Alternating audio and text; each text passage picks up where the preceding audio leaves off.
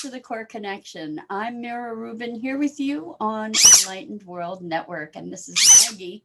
In case you're new with us, she's the star of the show. Anyway, today's topic is remembering who you are, and I have noticed that when we suffer through difficult times, that we tend to shut ourselves off from the pain of that moment, and when we leave that behind, we often leave behind very important parts of ourselves that are profoundly strong and resilient. So we're going to dive into that dynamic today. But before we get started, let's take a minute to get present. So let's take a deep breath in through your nose and hold it. And imagine clean, crisp oxygen just flooding your lungs, flowing into your bloodstream, nourishing every cell, every organ, bringing vital life energy. And as you exhale, exhale any tension or stress, any negativity or fatigue. And now let's just take another deep breath in through your nose and hold it. And this time, imagine brilliant, bright light lighting you up from the inside out, illuminating all your cells, energizing and electrifying all your electrons, your molecules, and lighting you up from the inside out as you exhale. Exhale any remaining tension, stress, negativity, fatigue. And now let's just gently press our palms together and softly, softly rub your fingers against your palms to feel how incredibly delicious it is to have the experience of such wonderful sensation and so easily accessible to us. And bring yourselves present right here, right now. Welcome, welcome, welcome. It's great to be here with you guys, and let's talk about this phenomenon about how when we move on. Good morning, Rosalind. Exactly. Rosalind says, "Good morning. Remembering who you are or reflecting on who you are not anymore." Beautifully said, Rosalind. I love it. And yes, so who we're not anymore. So I've had a couple clients that it's very, very interesting, really powerful people, that really dynamic people who have been very, very commanding in their ability to lead and empower others. And these both of these people, I'm thinking of two in particular, but both of them got to a place where they were in a deep place of pain, and life had kind of turned upside down. And as they looked back, they kind of pushed that time of their lives away into a bit of a box, and in exile, in containing that part of their lives with all the pain that it represented for them, they also exiled the part of themselves that was active in that time, almost kind of forgetting that part, or exiling that part. Good morning, Suzanne. Wonderful to have you here with us today. Welcome. So it's really interesting because through our work, they were able to reclaim and appreciate those parts that had been kind of forgotten, because they closed the door on this whole chapter in a way, and with it went all of these strengths and abilities to be resilient and to utilize these phenomenal powers that they had, so to speak. And my sense is that that's not a terribly uncommon dynamic, that many of us have experienced very traumatic periods of our lives, um, and out of self-defense have closed the door, so to speak, on those periods, and as a result kind of closed the door on parts of ourselves that were expressed during those times. So in relationship, for instance, maybe we've had a relationship that went sideways, and then we close the door on that relationship, and all the pain and upset and trauma, to just close it and move on. But by closing that door, we sort of left the part of ourselves there, maybe that was really 100% present and giving and loving and whatever in the context of that relationship, because we saw other parts or other experiences that were really painful. And it's kind of a baby with the bathwater syndrome, just sort of collapsing the whole dynamic into one container or one event that then took the good with the bad. And then there's the process of rediscovery of those strengths. I mean, for if you have survived trauma, even if there was nothing good in that trauma and that dynamic that the trauma emerged from, there was a resilience that you had in the face of it. I mean, you survived it. You're here to speak about it, or you're here to continue living beyond it. And so I think it's a very interesting exercise to reclaim these parts of ourselves. Like, for instance, let's say you started a business and maybe the business failed. And I've had that experience. And for the longest time, I actually had a restaurant that failed years and years and years ago. And for years, I wouldn't cook. One of the reasons that I got into, hello, Duncan, welcome, welcome. Great to be here with you. So glad you're joining us. We're talking about reclaiming ourselves or remembering who we are. And so I had this business, and it was a restaurant, and I had gone into it because I really loved cooking. And when the restaurant failed, I didn't cook for years. I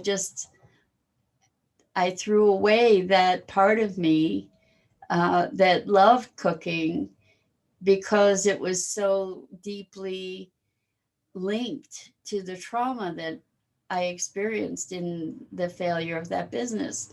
Welcome, welcome, Pat. Great to have you here with us. Good afternoon to you. So we're talking about reclaiming parts of ourselves that we may have exiled when we close the door on a difficult or traumatic experience in our past. And um, mining these parts of ourselves. It was really, really interesting to be having conversation with one of my clients who, as I was saying, very dynamic. Well, it happened with a couple clients at least. Very dynamic, and in putting a certain part of their lives behind them, they included in that bundle, probably unwittingly, included parts of themselves that were really powerful, positive, resilient, strong parts of themselves. So with this restaurant too, afterwards, for me, I was beaten. I felt really beaten and defeated, and I, for the longest time, forgot about the part of myself that was bold enough to take on that challenge. You know, it was like I not only forgot about it, but I think I probably twisted my perception of that part of myself to be more on the lines of, well, that didn't work out so well. Who do I think I was? Who did I think I was to be able to do that? Hello, hello, welcome, Lisa. So good to have you with us. We're talking about reclaiming parts of ourselves that we may have abandoned or exiled during our lives. In other words, remembering who we are. And they're all different degrees of remembering who we are, certainly. I mean, one aspect of that is to remember that we are spirit made manifest in physical form, that we have all kinds of capabilities available to us that we don't even imagine. I'm talking about it today in a more mundane context, in the context of living daily life, and how we forget parts of ourselves, or we leave them behind, parts of ourselves that are wide-eyed and innocent and joyful and excited about taking on new things, or energized about the adventures that might be unfolding for us. I think we've all left parts of ourselves behind that are worth reclaiming. And I'm wondering, as you think about it, what parts of yourself would you like to reclaim? The parts that you used to be, that you reveled in, even perhaps at one point. What's available to you in reclaiming these parts, and what parts would they be? I think there's probably there's a I was always a really serious kid, um, so I understand, but I think that there were parts of me that were whimsical, and I'm still, thankfully, I'm still curious and exploratory, but I think that maybe there was a greater sense of enthusiasm that I used to have, as a real excitement and delight, and to be able to have ready access to that again, would be really awesome. I remember, when there are times when I felt really jaded at the world, and what we're up to, what it seems like the direction of the world has gone or is going. And in those moments, I yearn for the innocence that I used to have. I think I'm still kind of like, there's still a naivety about me, but it's not naive, if that makes any sense at all. So Lisa says, I had my awakening beginning of last year. It's the first time I looked in the mirror and saw the real me. Wow. I was a loving, giving person, but after my illness, I was bitter and afraid. It's so nice to be me again, and I like myself. Wow, Lisa, so exactly. Congratulations. How beautiful and wonderful that you were able to remember yourself, to reclaim yourself, and to recognize how sometimes circumstances, how sometimes we are spurred by circumstance into patterns and behaviors and beliefs that are really not reflective of our authentic selves. And I love that you made the distinction of the the expression of yourself after the illness, and then reclaiming your essence, reclaiming your loving and giving nature. And sometimes when we experience major challenges in life, like illness or accidents, tragedies, we sometimes get into the mindset that somehow we're being punished, and as a result we punish ourselves by separating ourselves from the aspects of our being that give us the most joy and satisfaction and vitality and reward.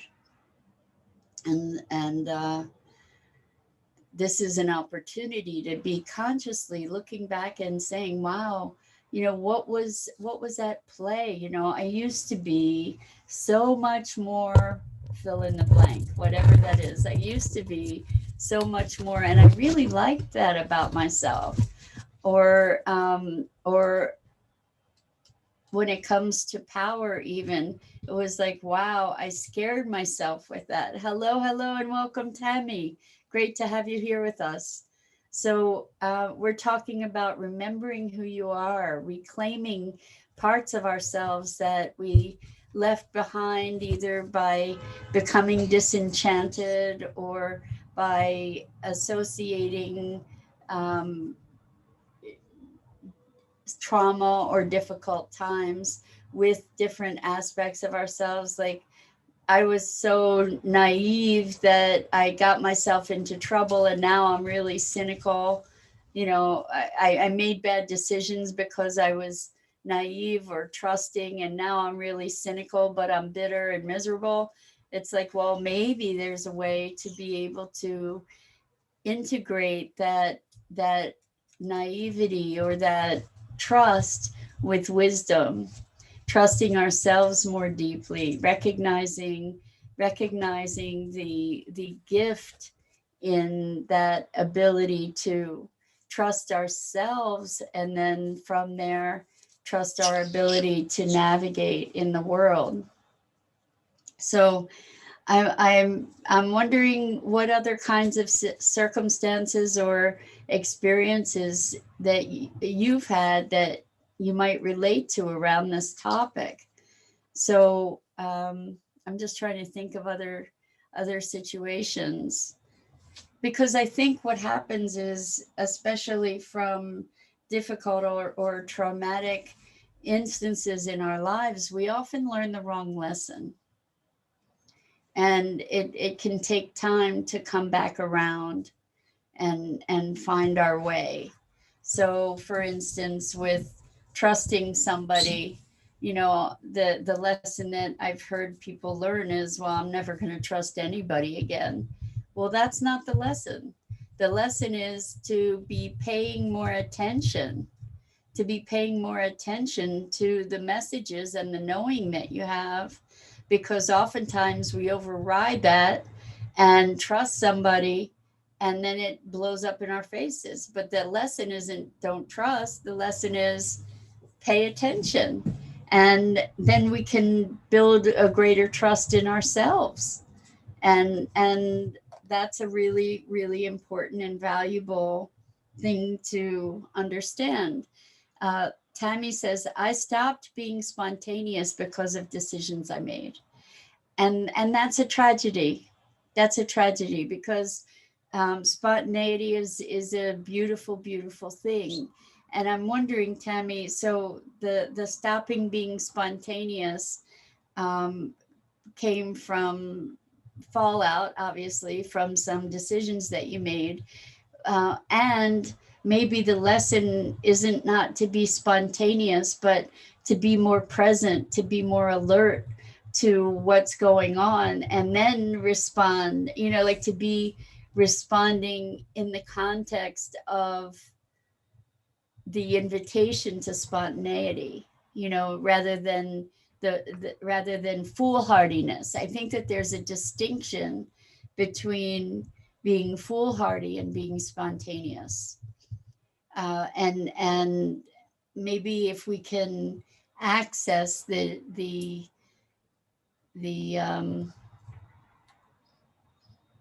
specifics around the spontaneity, or around whatever it is, that what the call is to us. If we can incorporate our deeper trust of ourselves, um, I think there's a difference too, potentially, between being spontaneous and impetuous or impulsive. I think there may be a difference. And if you can make the distinction between spontaneity and impulsiveness, or um, I think that if we can make that distinction, then it opens the door for spontaneity again, because there's something beautiful about spontaneity, right? And sometimes we make bad decisions, so by shutting ourselves down or shutting ourselves off, uh, that kind of kills off part of our life and our spark. But I'm thinking that there's degrees, that there are maybe finer distinctions that we get to make around around for instance, spontaneity versus impulsive or impetuousness. Lisa says, I truly thought I was being punished. There you go. And if all my husband and and if all my husband, am I bad? What did I do? So do I deserve this? And so I'd ask my husband, am I bad? What did I do? Do I deserve this? And he'd reply, no, that's silly. And Lisa, I can understand that we go into this notion of being punished. And my guess is that through your illness and coming out on the other side, that you've had some of the richest lessons of your life and richest insights and awarenesses as a result. That's my guess, because I see, first of all, you're here in a community of people that are looking at life from a vantage point that life is happening for us and through us rather than to us. So there's a gift here, as twisted as it might seem from the outside looking in. That's actually what started our conversation, this conversation that I was referring to earlier with my client. And Tammy says, yes, impulsive, need to deal with that, but I need to bring spontaneity back. Yes, exactly, Tammy, because spontaneity is just vital life connection, right? Is just being able to flow with life, and that's distinctive or distinct from being impulsive. Because I think there's, like, impulsiveness is being driven without thought, where spontaneity is maybe being inspired.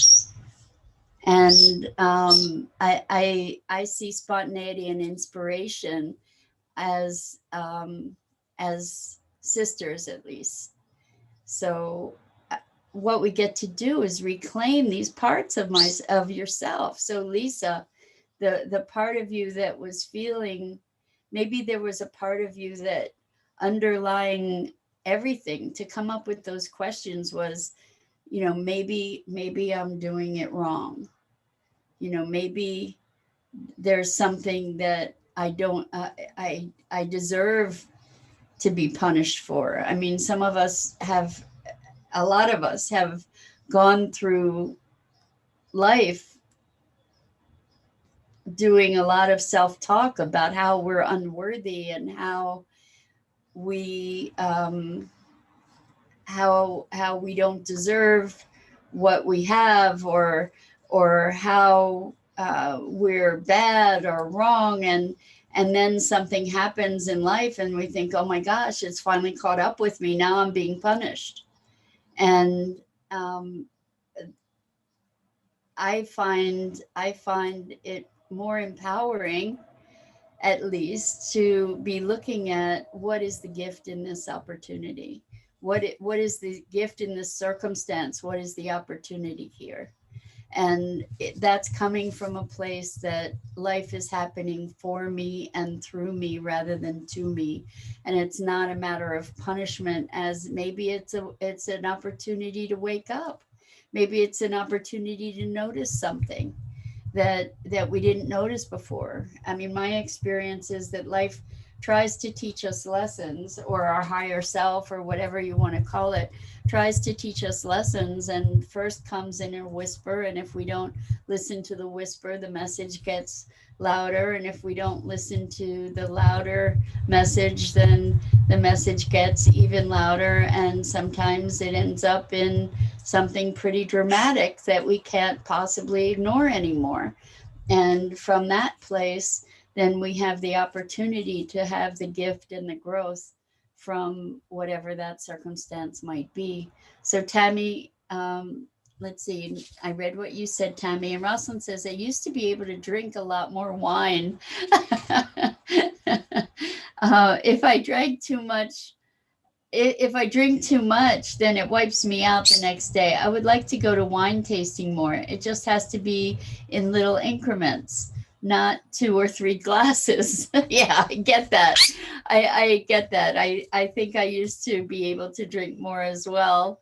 And I guess moderation is key. Wine tasting rather than wine drinking, right? Maybe there's that distinction. But that's a lovely thing too, to be looking at things that you enjoy. And so wine tastings and food tastings, such a rich sensual experience, to be able to savor something. I mean, we start every day by rubbing our hands together on this show to become present to the deliciousness of our physical sensations.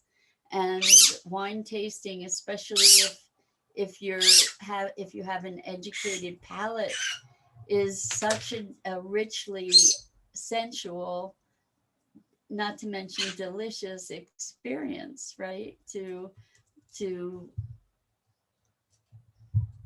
identify the nuances of flavor, and to really immerse yourself in that sensual experience. So I mean, there's so much available to us that we can reclaim, that we've left behind. And I think that that's a part of our wholeness. I mean, we often talk about owning our sorrow and owning our anger and owning our grief, but we don't often talk about the good parts of ourselves, quote unquote good, but the other, what we consider as positive parts of ourselves that we've left behind as life has gone on. And I think we get to reclaim those parts of ourselves too.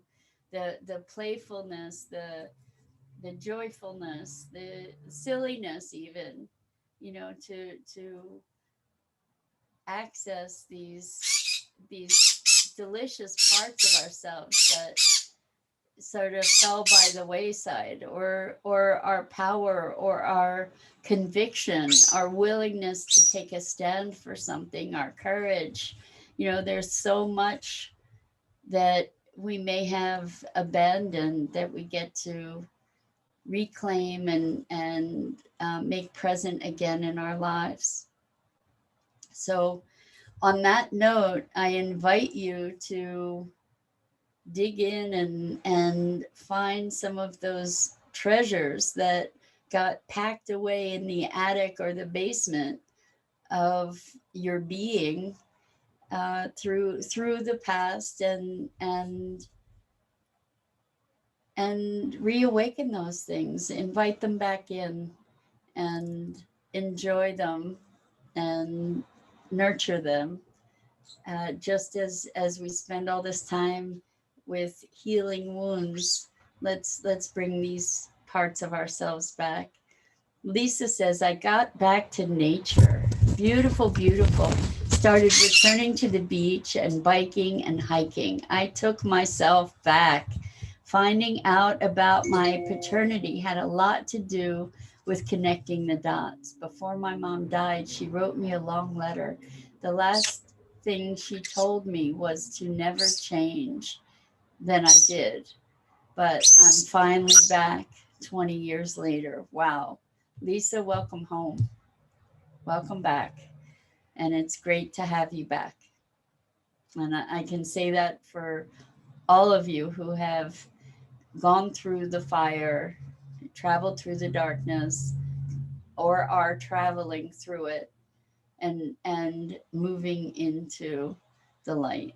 So with that, I'm Mira Rubin. This is the Core Connection, and Maggie and I go live each weekday morning on the Enlightened World Network Facebook page. It is my pleasure and my privilege to be here with you and to be engaging in these dialogues. And I am so grateful to you for sharing yourselves and your hearts so candidly and authentically. So um, you truly enrich my life and my day uh, every day. So, with that, lots and lots of love to you and reclaim your treasures.